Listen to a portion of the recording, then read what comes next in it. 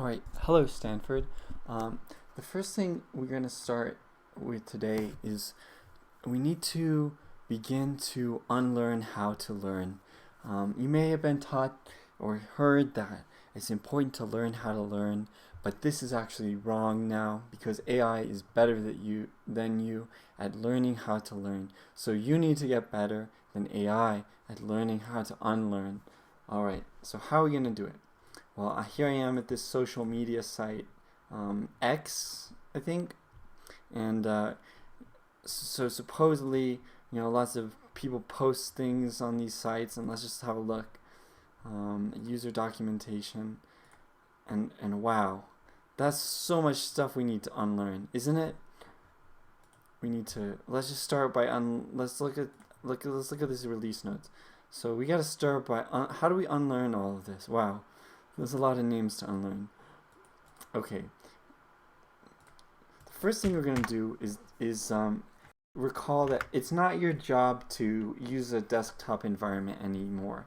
That's someone else's, that's an artificial intelligence's job. If you're using a desktop environment, you're going to lose. So let's start by, we're going to start by deploying an autonomous Linux desktop within GraphSail.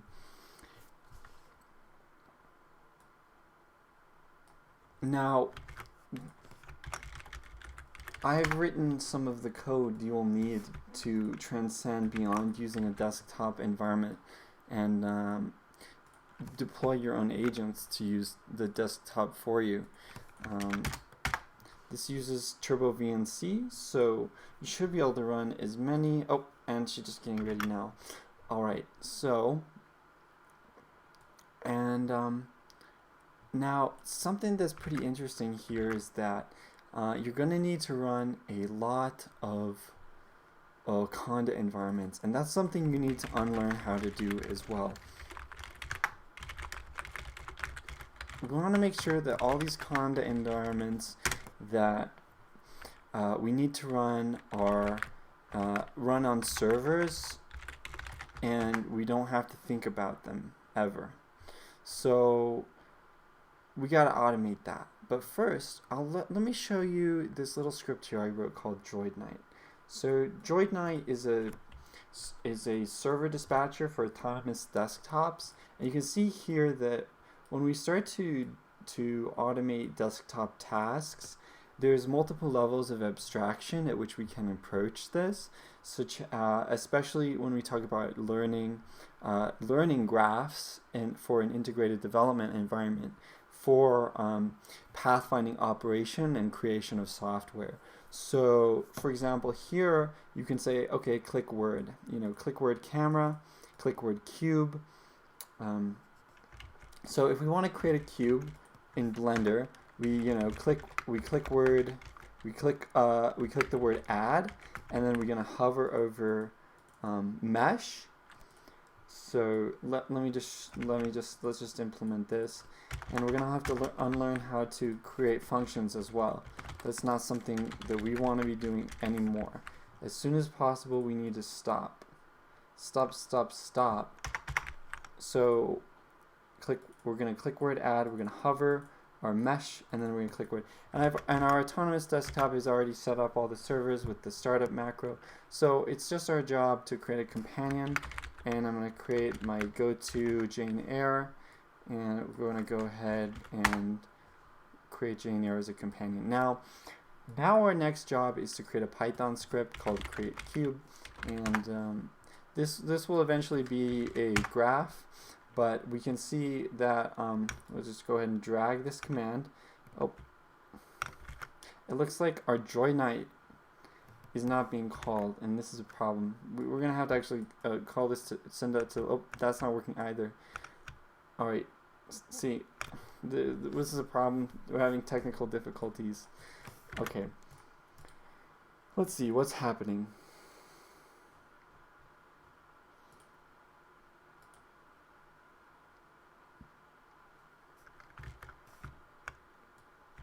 What is happening? No such file or directory, OCR data. So it looks like the problem is that, oh wow, and it looks like that's not even being called. Okay, you know, so I recently deleted some stuff so I could push everything. So basically, what we have to do is say Python client.py and or conda client, and that's gonna run, and that will run. That will call. We might actually have to. Oh, living the dream. Okay.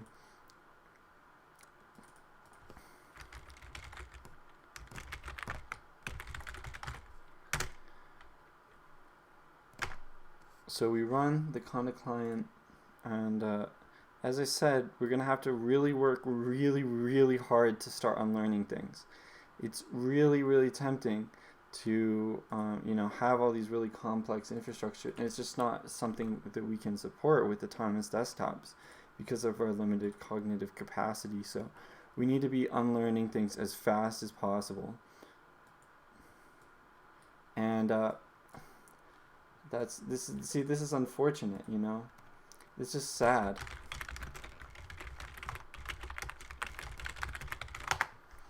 It's just sad that, you know, there's all this effort, people try so hard, and we can't even bootstrap a basic autonomous agent that's competent in any way. Part of it, I think, is because people that's where I had it wrong. I had this silly me. So I needed to run a different. So you can see we're going to connect here, run the deep learning on a Conda server. So this is just an environment, and this can be in the cloud or locally. You can be running a few different servers on different Conda environments to do tasks like deep learning models or graph models, all being run as functions. And ideally, you want to integrate some sort of continual learning system where you can kind of speak with natural language about how to create a convolutional network or a graph neural network within the user interface and get that rolling. So if we now go here and we're going to create a cube, you can see add, and so one problem I found, and this is a really subtle thing, that there's all sorts of subtle problems that come up when you're designing an autonomous desktop system. So like one thing is I have to turn the view off because the oh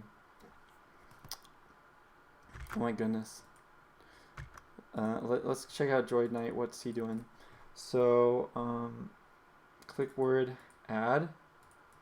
Click.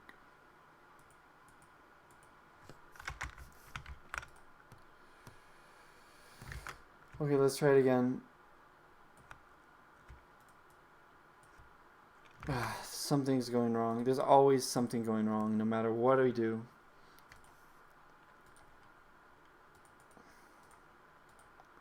Okay, well maybe I'll just manually add the mesh, you know.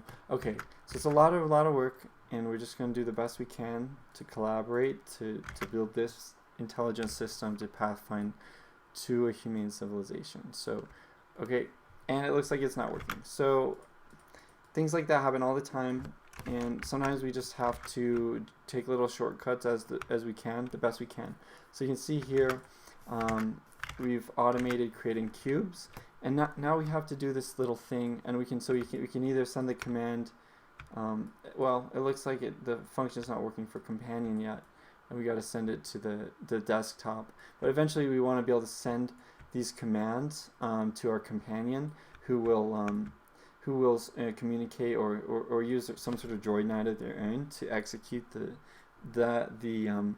commands. And someone like Jane should be able to run, you know, many desktops, like 16 desktops or something simultaneously.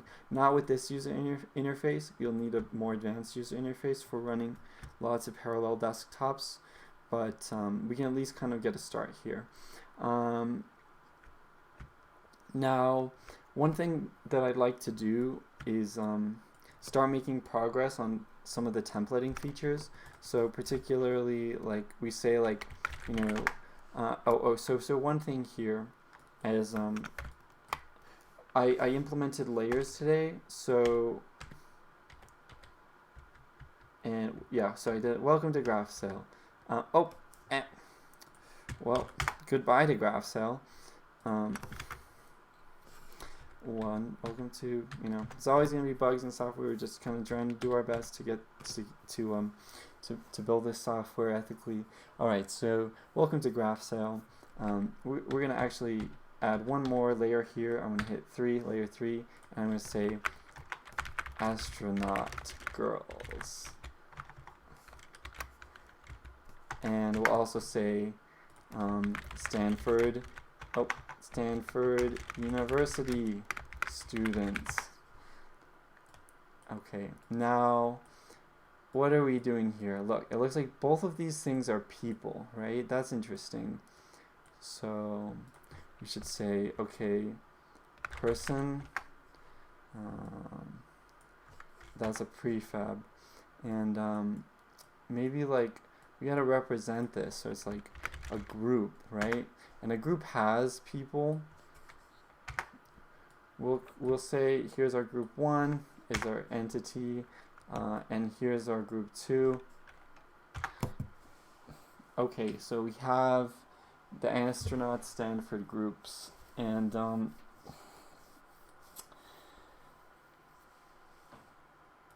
now within our Astronaut Girls, we should just start building like a representation of a body. So particularly, we want them to have a tinfoil hat, right? So we have a person who's a girl, and she has a head, and the head has a tinfoil. The girl has a head. You can see here there's a good way to annotate edges recursively. The girl has a head. The head has a tinfoil hat. Now, the tinfoil hat is clothing. And so we have another edge type here is clothing is tinfoil hat, or tinfoil hat is clothing. And then we also, when we go to clothing to tinfoil hat, here we have a type of edge annotation or something like that.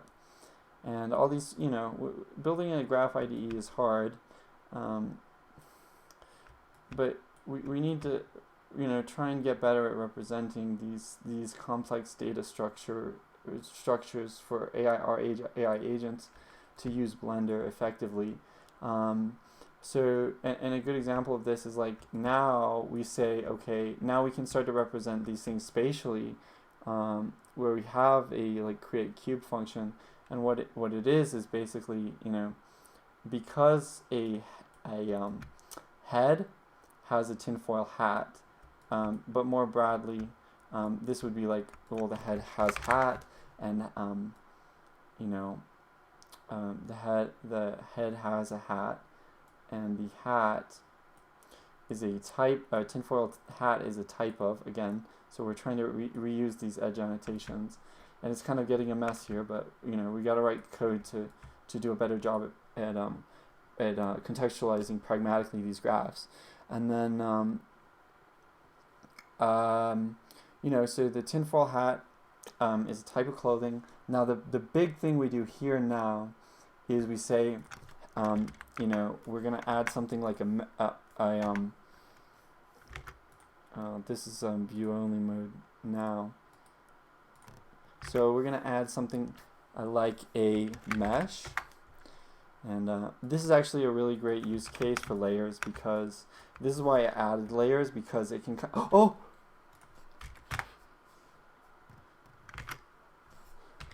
Oh no, we lost it. I lost everything, Stanford. Okay, well, sometimes things just are like that. Let's start again. Okay, so we have a mesh. Oh, and by default the layer is 0. So we'll say the mesh is a prefab, and then we say there's a cube. Right, and we actually have a cube, and then we are going to also add a sphere. The sphere is a type of mesh. It's an instance of a mesh. And now the thing is, we have an astronaut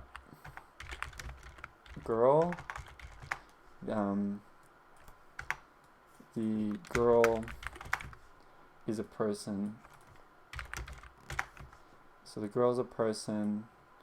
But it's not, an astronaut girl is not just a person. We need to add a conditional here, right? Like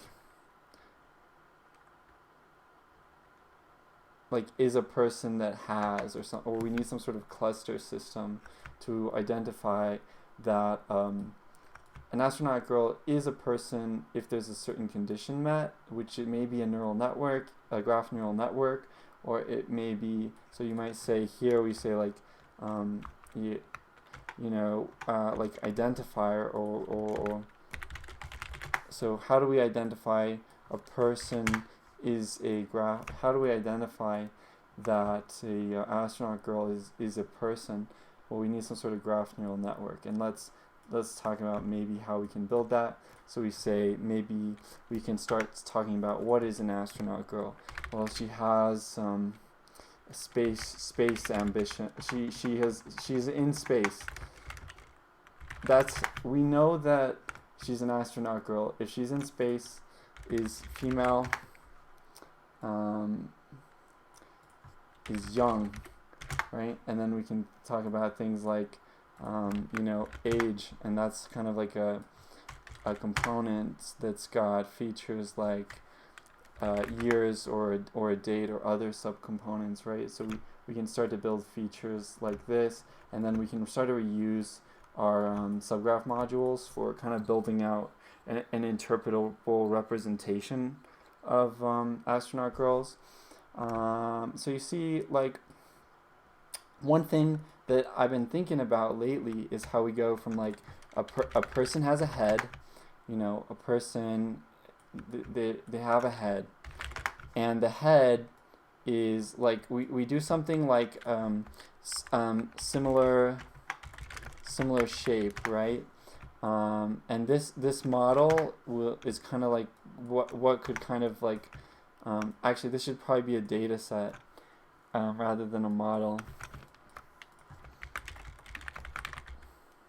So like particularly here, like we have a data set, right? And we're particularly going to be mapping the head to the sphere with a similar shape data set, and then in this way we're going to be able to pathfind over this graph in order to kind of like communicate, like, oh, okay, create an astronaut girl. Well, let's start by creating a person, and then we'll modify it with the identifier model with these traits, right? Is in space, is female, is young, has a space helmet.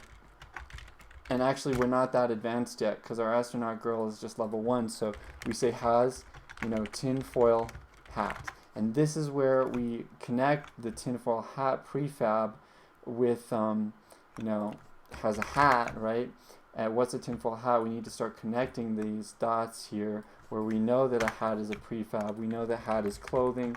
We need to start integrating. We need to start thinking about how do we integrate all this data. This is a lot of data, and how do we build these paths? How do I build these representations so that our astronaut girl agent can start to compose objects from action sequence pathfinding in Blender.